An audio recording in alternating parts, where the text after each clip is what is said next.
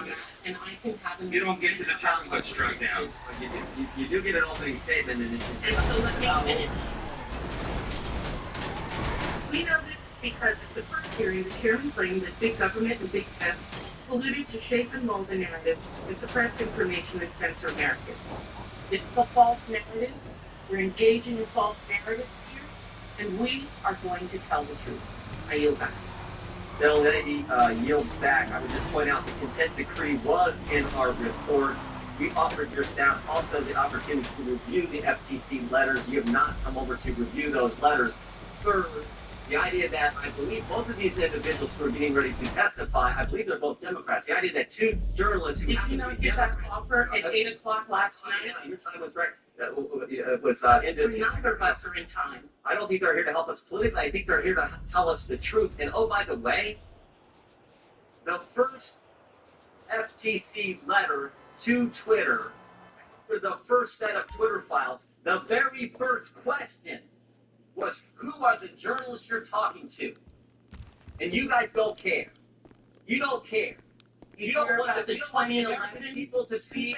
You don't want the American people to see what happened. The full video, transparency. You don't want that, and you don't want two journalists who have been named personally by the Biden administration, FTC, in a letter. The Biden administration. You're saying they're here to help us. They're here to tell their story. And frankly, I think they're brave individuals for being willing to come after they've been named in a letter from the Biden FTC.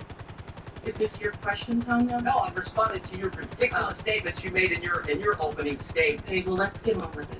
Oh, now we want to get on with it. You can say all the things you want. I did in my opening statement, as well as you had an opening statement. You said what you needed to say in your opening statement, and I, as the ranking member, have now the text of all other opening statements will be included in the record. We will introduce today's witness, Matt Taibbi, the journalist and author. One of the authors of the Twitter files, previously worked for Rolling Stone, that right-wing publication, Rolling Stone, where so many Republicans work at. He's also written several books about American politics and culture. And of course, as I pointed out, as the Wall Street Journal pointed out yesterday on the front page, was named by the FTC, wrong understanding. Last week in the full Judiciary Committee hearing, I introduced into the record a story of a left-wing journalist who said that talked about the FBI putting a paid informant, a felon, in the Black Lives Matter movement in Denver. I want to focus on the First Amendment, just like protecting the First Amendment, just like these guys. Point of order, Mr. Chair. Are you going to respond after every? No, I'm taking my 5 minutes. I can take my 5 minutes. It's your 5 minutes now? I take my 5 minutes when I want to, and I'm taking my 5 minutes. Okay, great. Yeah. Thank you. Well, I've asked for an additional few seconds for being interrupted by the ranking member. But the truth is, we want to focus on protecting the First Amendment. Mr. Schellenberger, are you a Republican? No, I'm not. You got any pro-Trump bumper stickers on your car? I voted for Biden. Voted for Biden. You don't have any MAGA hats laying around your house, right? I do not. Yeah, but you said earlier, both you and Mr. Taibbi said this is the most chilling thing you've ever seen as journalists. Mr. Taibbi, the same thing. You're not a Republican either, are you? No. You didn't vote for Trump. I mean, this is about protecting the First Amendment. Mr. Taibbi, I want to read from your Twitter file number 9. You say this: after release of Twitter file, the Bureau issued a statement Wednesday, referring to the FBI. This is what the FBI said: it is unfortunate that conspiracy theorists and others are feeding the American public misinformation with the sole purpose of attempting to discredit the agency. You then follow up. This is why I think you're a award-winning author. You then follow up. They must think we're unambitious if our sole aim is to discredit the FBI. After all, a whole range of government agencies discredit themselves in the Twitter files. And then you go on to, at this particular Twitter file, talk about, Mr. Bishop was talking about GEC at the State Department. You talk about the CIA. You talk about the DOD. You talk about the FBI. You talk about the DHS. You talk about the Foreign Intelligence Task Force, which is a combination of all these. But there was one agency you didn't mention, because you didn't know at the time. One agency, you had almost the whole alphabet, but you didn't mention one agency, FTC. You know about him now. Yes. You know about him now in an up-close and personal way. You didn't know then, but you do know now. December 2nd, as I said earlier, December 2nd, the first Twitter file comes out, Mr. Taibbi. And I think there are 5 others, including ones from Mr. Schellenberger. December 13th, the very first letter that the FTC sends to Twitter after the Twitter files, 11 days after the first Twitter file. Then 5 of them come out. The FTC's first demand in that first letter after the Twitter files come out is identify all journalists, I'm quoting, identify all journalists and other members of the media to whom Twitter worked with. You find that scary, Mr. Taibbi, that you got a federal government agency asking a private company, who in the press are you talking with? Yeah, I do find it scary. I think it's none of the government's business what which journalists the private company talks to and why. I think every journalist should be concerned about that, and the absence of interest in that issue by my fellow colleagues in the mainstream media is an indication of how low business has sunk. There was once a real esprit de corps and camaraderie within media. Whenever one of us was gone after, we all kind of rose to the challenge and speak. Yeah, and that is gone now. We don't protect one What another. else should happen? Democrats used to care about protecting First Amendment free speech rights too. Now it's like, okay, if you're attacking, and I said this on the House floor, I said, don't think they won't come for you. Oh, the big tech, big media, cancel culture, they may come for Republicans and conservatives now, but the mob is never satisfied. They will keep coming. Mr. Schellenberger, you know who the chair of the FTC is? Not personally. Lena Khan. You know who she used to work for? My understanding is the Judiciary Committee. Yeah, she's worked for these folks. Same folks have been attacking you today. Same folks. Chair of the FTC, work for them. Here's what they said. Here's what she said in a letter where they asked about who these journalists. Again, they named four journalists by name. You were two of the four. As I said before, I think it's frankly courageous and brave of you to show up today when you know the federal government's got an eye on you personally. Here's what they asked for in that letter: any credentialing or background check Twitter has done on journalists. Now think about that. The federal government is saying, we want you to do a background check on members of the press. Freedom of the press mentioned in the First Amendment, and they're doing that. They want Twitter to do a background check on you before they can talk to you in America. The FTC, led by Lena Khan, who used to work for these guys, is asking that question. Now we know. Now we all know why. You guys said at the outset, this is the most chilling story. And you guys are New York Times bestsellers, award-winning journalists. But in all your time in the journalism field, this issue, most important. And how this, I think what you call it, Mr. Schellenberg, this is complex. Hey, I don't care whatever the fuck you gotta do. Break equipment, pop a few guards. Dre wants a message sent, and we gon' send it. Hey, if you're not feeling progressive out there, then just go home, okay? Hey, don't forget that car bomb you had installed. Shit, almost like you knew the shit was gonna go down. Hey, call it in.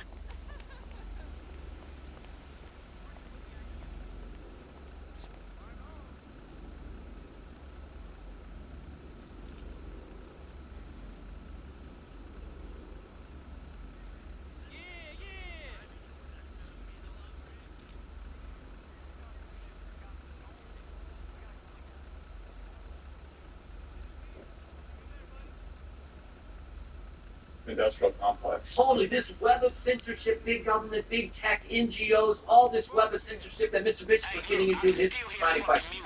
That's what this committee's going to get to, and that's not right or left. That's not. This is just right or wrong. This is wrong. We know it's wrong. It's about protecting the First Amendment. Disruption. It's how In fact, I now recognize the ranking member for her 5 minutes. Thank you. Thank you very much, Mr. Chair. Mr. Taibbi, the emails are not going to produce all data to around 2020, is that correct? Guys, what's going on out here? There's a significant portion of them from 2017 and 2018 as well. Thank you.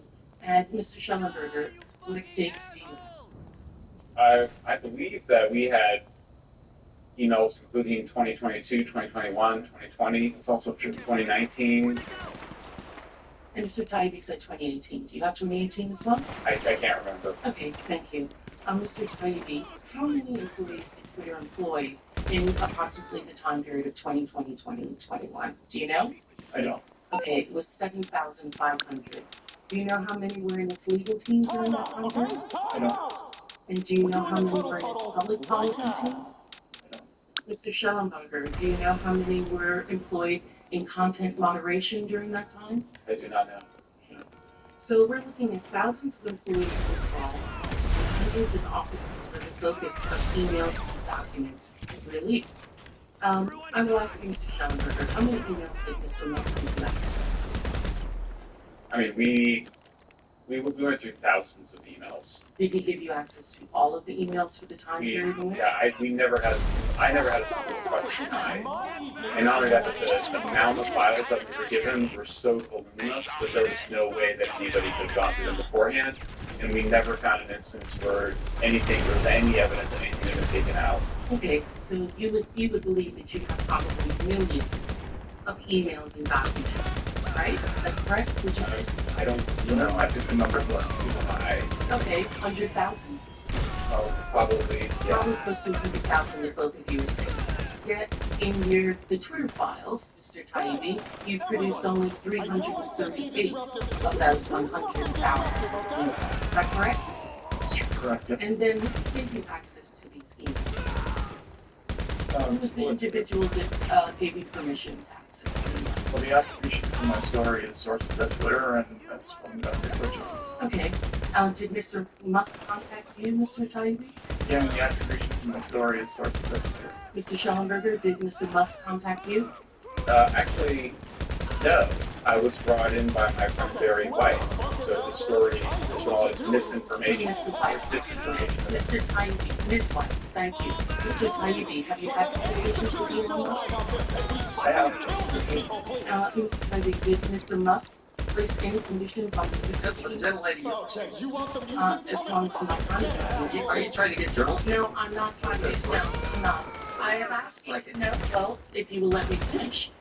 You had conversations with him, not who you said you weren't going to agree to who your sources were. I'm not asking your source, I'm asking if you had conversations with the owner of Twitter. Did Mr. Musk place any conditions on the use of the emails and documents? No, in fact, I was told explicitly that we were given license to look at present-day Twitter as well as past Twitter. So you had unfiltered access to Twitter's internal communications and systems? Yes. Would those include HR files? No. We did not have access to personal information of any kind. In fact, we signed a waiver Have you foregoing. produced that waiver to the members of anyone on this committee or any staff? I'd be happy to. Have you? I haven't, but I'd be Have happy. you given all of the access to what you were given by your source to this committee? No, I would never do it. Okay, I didn't ask if you were given the committee, the individuals, but all of the files, no, you have not? No. So what we're getting is your dissemination, your decision as to what was important and not important in that, correct? Which is true in every It's in every story. But you have files that you say you are sharing, but those files are just a small period of the files, is that correct? Yes. Okay, thank you. And the FTC investigation of Twitter, you knew that they investigated Twitter before this record that Mr. Musk came on? I was aware of it. And the FTC was concerned with use of data being hacked or abused? Is that correct, that they didn't have enough checks and balances on that data? Well, I wasn't privy to that part. Have you seen the consent decree? No, I haven't. Okay, well, the consent decree is concerned with the use of data, which will be probably the reason that they were concerned if they're giving files to journalists that potentially data about users as well as data about individuals and employees would be given to them. My understanding. So I didn't ask you a question, I didn't ask you a question, sir. Okay? So do you know that Elon Musk paid $44 billion for Twitter? Is that correct, Mr. Schellenberger? Were you aware of that? Yes, I read that. And did you know that you received that part of the funding from Saudi Arabia as well as Qatar? I heard that. And did you know that one of those individuals who owns Beyond lists the company, but Binance, while he has Canadian citizenship, he is a Chinese national. Were you aware of that? I did not know that. Okay, and that he stated that that was for the cause. But thank you very much for answering my questions. I yield back. Chair, I'll recognize the gentlelady from Wyoming for 5 minutes. So the gentlelady yield for 20 seconds. Yes. I thank the gentlelady for yielding. I just think this is interesting. First, the FTC is asking for your backgrounds. Now the ranking member of the Committee on the Weaponization of the Government is asking for your sources.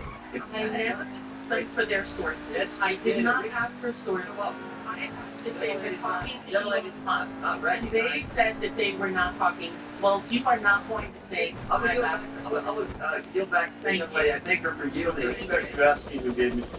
I asked you who gave it to you, and when she said that they were your sources, I then asked you if you had spoken with Elon Musk. I did not ask you who those sources were. The gentle lady replied, only is recognized. I would have.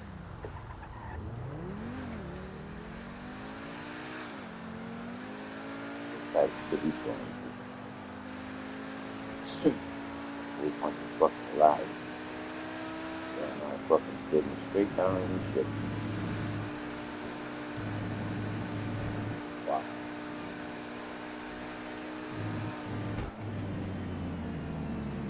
All I can say is I know we ain't this fucking food. We ain't played for 2 days. I will be bad.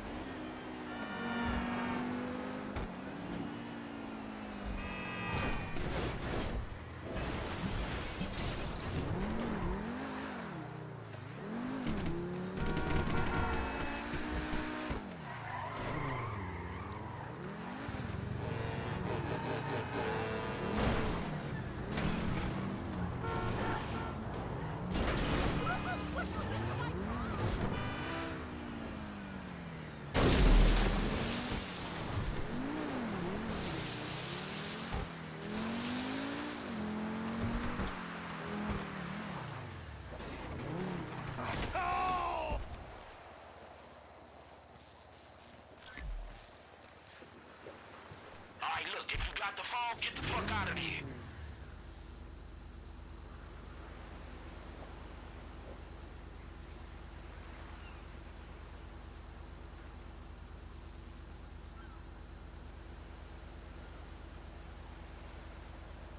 Welcome back. Vice President Kamala Harris and President Biden are working to court Black, Latino, and other minority voters with just 18 days until Election Day.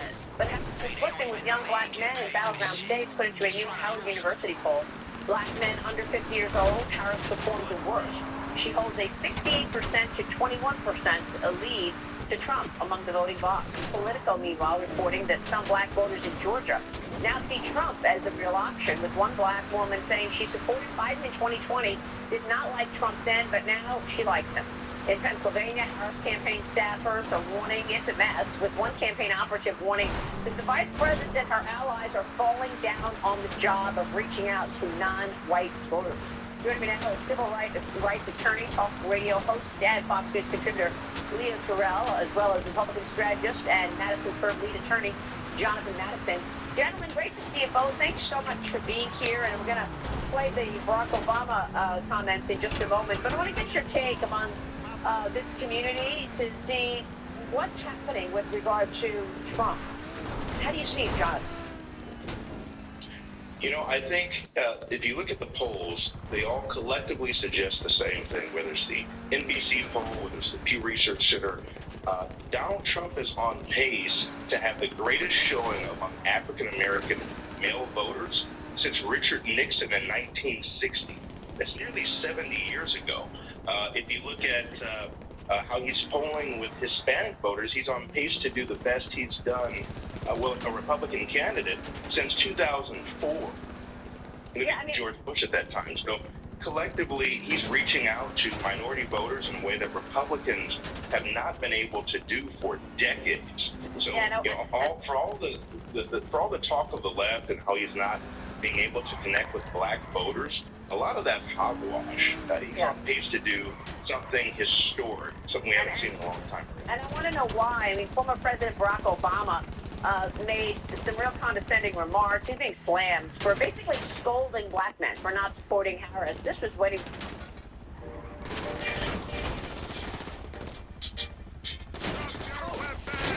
For basically scolding black men for not supporting Harris. This was when he was at that campaign field office in Pittsburgh last week. Watch this. We have not yet seen the same kinds of energy and turnout in all quarters of our neighborhoods and communities as we saw on Trump. I also want to say that it seems to be overpronounced for us. You're coming up with all kinds of reasons and excuses.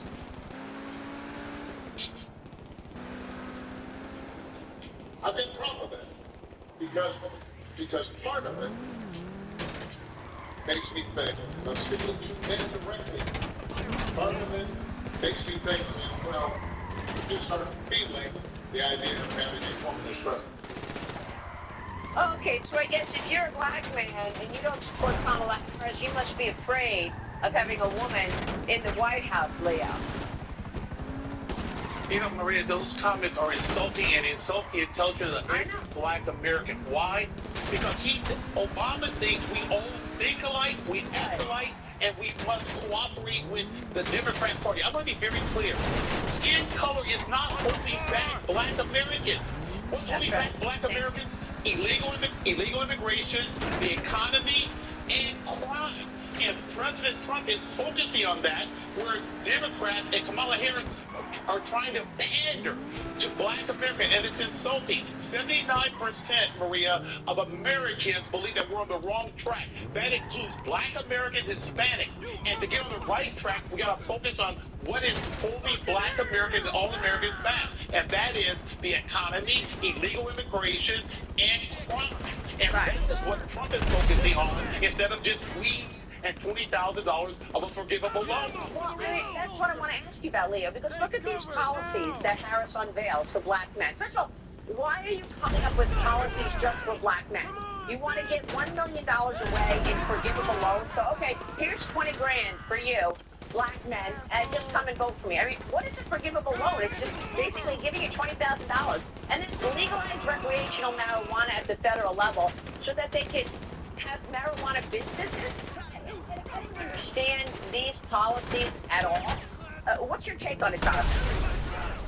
She's totally missed the mark. She's assuming we all need a handout because we're African Americans. When all the in actuality, all we want is the same thing as every other American. We just want opportunities. We want the economy to be thriving. We want people to survive and thrive at every end of the socioeconomic spectrum. She just 92% of people who have tingling or numbness in hands or feet are missing the warning signs of decaying nerve. the socioeconomic spectrum. She just doesn't get it. And by the way, the fact that you have the first African-American president this nation has ever seen telling other black men they need to do the right thing, so to speak, and support a black woman, the fact that he needs to scold people to do that suggests the underlying problem in and of itself. There should be no reason for him to do that. He understands he had a change election. He didn't have to scold people. This is a change election. The only thing that hasn't changed is Kamala Harris. She is the burden. She is the person that hasn't changed. And the last thing I'd say, Maria, is the only thing we know about Kamala Harris is her favorite tagline. She grew up in a middle-class family, but no one cares. Yeah. Well, look, Leo, it's like when Biden said, you know, you don't vote for me, you ain't black. Right? I remember when Joe Biden said that, and I thought, what? What does that mean? And the same thing with Latino voters. Look, I hate to put everybody in different categories because I think you said it. You're spot on, both of you. We all want the same thing. We want safety and security for our family. We want opportunity and potential for growth in our own lives with our jobs and with visions for the future. We want the American dream. I mean, we all want the same thing, but look at Latino voters as well. Harris is underperforming there as well. So she's trying to fit herself into a pretzel to answer what they want, apparently, as if it's something different. The last three Democrat presidential candidates, while Trump maintains his support among the critical bloc of Latinos, according to the New York Times Siena College poll, in 2016, 68% of Latinos backed the Democrat nominee for the last three presidents. It dropped to 62% in 2020, and now Harris has earned just 56% of their support. Trump is gaining support here as well. He's earned 28% support in 2016, 36% in 2020, and now he's at 37%, Leo. A new poll from The Independent also finds 60% of Hispanic voters believe there's a crisis at the border. The candidate's stance on immigration will be key to how they actually vote. Leo, they see what's going on at the border. They feel they've come here and they've gone through the legal procedure to get their citizenship, and now you've got all these people jumping the line, unvetted. They're upset about it just like the rest of us. And because all Americans have the same concern about illegal immigration, Maria, it's very simple. The Democrats are the 1965 playbook. Yeah. Systemic racism does not exist in this country. And that comment that Joe Biden made in 2020, that is about if you don't vote for me, you ain't black, that is the number one reason why I left the Democratic Party, voted for Trump in 2020, and have voted for him in 2024. What do you think these candidates should have done in terms of speaking to different groups? I mean, you've got an economic plan from Trump in terms of tapping into energy, in terms of extending the tax cuts. You've got plans that are, I think, on the fringe for Kamala Harris. She's got money that she's going to offer if you want to buy a home. She's talking about keeping corporations in check, raising taxes on corporations and the highest earners. She hasn't really come out with a significant economic plan. But what do you want to hear in that regard, Leo? I want to hear something that's going to give me individual choice. Everything Kamala Harris talks about is the government assisting you.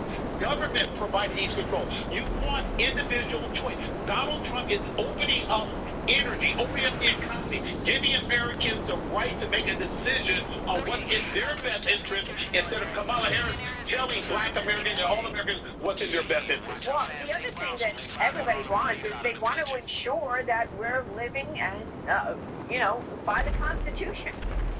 One thing people are afraid of is censorship from the Democrats. We've seen what happened during COVID with the Twitter files. And we've seen what Hillary Clinton said recently, if we don't monitor and make sure we're on top of all the, posts on social media, they lose control. I mean, Jonathan, this is a serious issue. That's why Elon Musk was talking about it in Pennsylvania the other day, last night. Yep. They want full control. The Democratic leadership right now, all they want is to control and manipulate the airwaves and our right to the First Amendment, essentially, our right to free speech. I think African Americans understand that, Hispanics understand that, all minorities understand that. Ain't understanding, fucking realize that.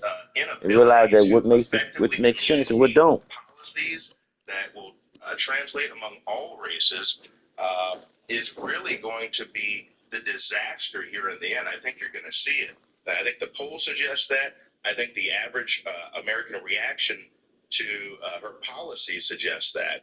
And lastly, I would just say, I think the fact that she's taking the minority vote for granted here, along with Barack Obama, trying to scold people into voting for her, will speak for itself in the end here in a couple of weeks. Yeah.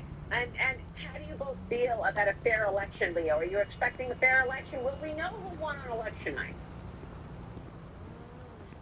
Do I believe there's going to be a fair election?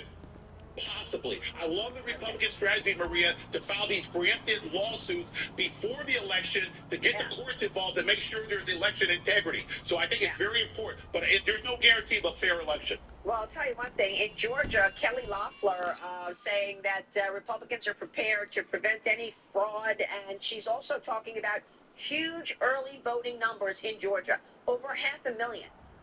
is what I'm reading here. Of course, the early voting began this week in Georgia. Gentlemen, great to have you here and this conversation. We appreciate it. Jonathan Madison and Leo Terrell. Thanks, gentlemen.